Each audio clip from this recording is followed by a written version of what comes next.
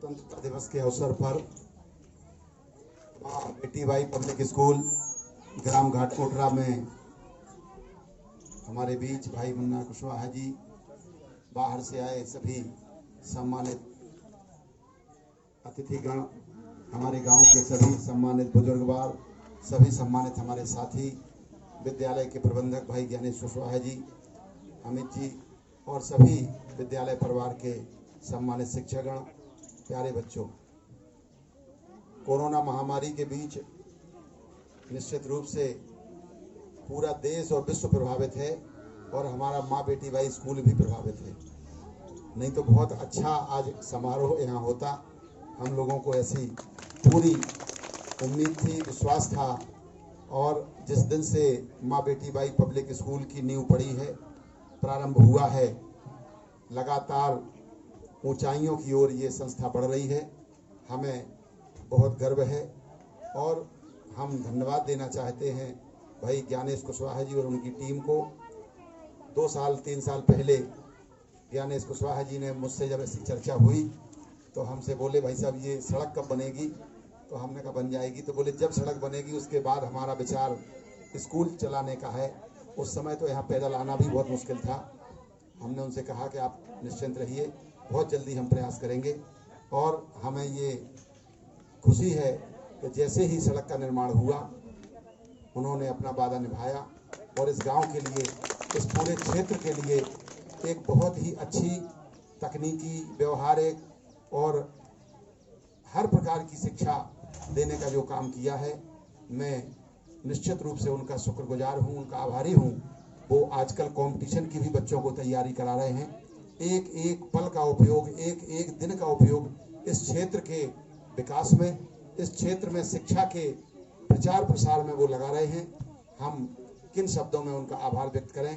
निश्चित रूप से पूरे क्षेत्र को और इस क्षेत्र के जो अभिभावक हैं, माता पिता हैं बच्चों के, उनको भी आभारी होना चाहिए भाई ज्ञानेश कुशवाहा और उनके सभी साथियों का, जो बिना किसी फीस के, बिना किसी शुल्क के ये प्रयास कर रहे हैं कि इस क्षेत्र से भी कुछ बच्चे अच्छी प्रतियोगी परीक्षाओं में पास होकर के निकलें, इस क्षेत्र का नाम हो।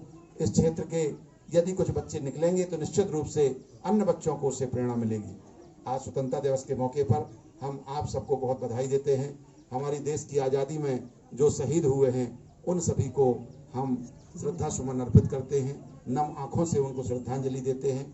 और जैसा कि हमारे माननीय प्रधानमंत्री जी, हमारे मुख्यमंत्री योगी जी का, नरेंद्र मोदी जी का संदेश है कि स्वतंत्रता दिवस के कार्यक्रम में कोरोना महामारी और उसके बचाव के रूप में जरूर चर्चा की जाए।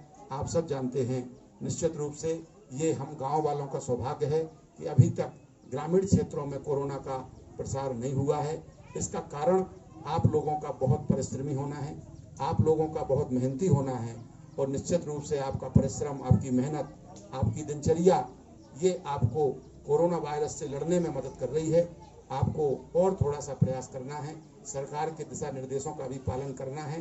अभी गांव में कोई भी मास्क का उपयोग नहीं करता है।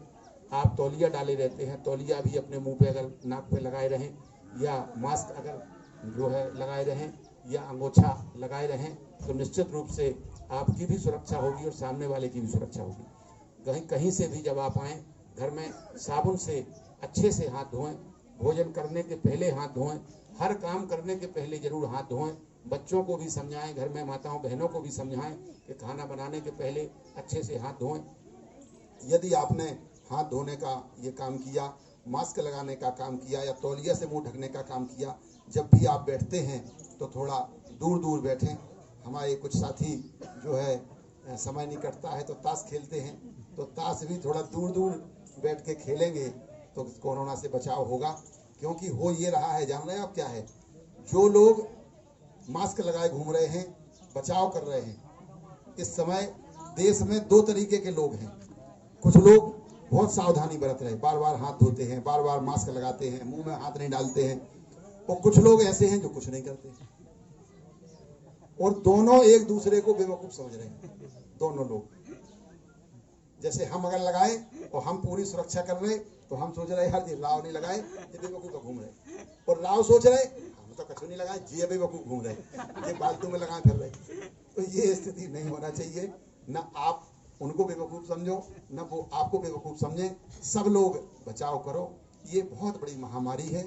इस सन 2020 में जो अपने परिवार को, अपने बच्चों को इस महामारी से बचा करके ले गया, 2021 वही देखेंगे, वही आगे बढ़ेंगे। उन्हीं के पास ऐसी खेती, किसानी, ट्रैक्टर, जमीन, मकान, दुकान, पैसा, कोई काम का नहीं होगा यदि हम आप लोग या हमारा आपका परिवार इस महामारी से नहीं लड़ पाएगा और हार जाएगा। निश्चित रूप से ऐसे कई परिवार हैं जो इससे हार गए हैं। डरने की जरूरत नहीं है, सावधानी की जरूरत है। आज के जो है इस परिवेश में डर से काम नहीं चलेगा।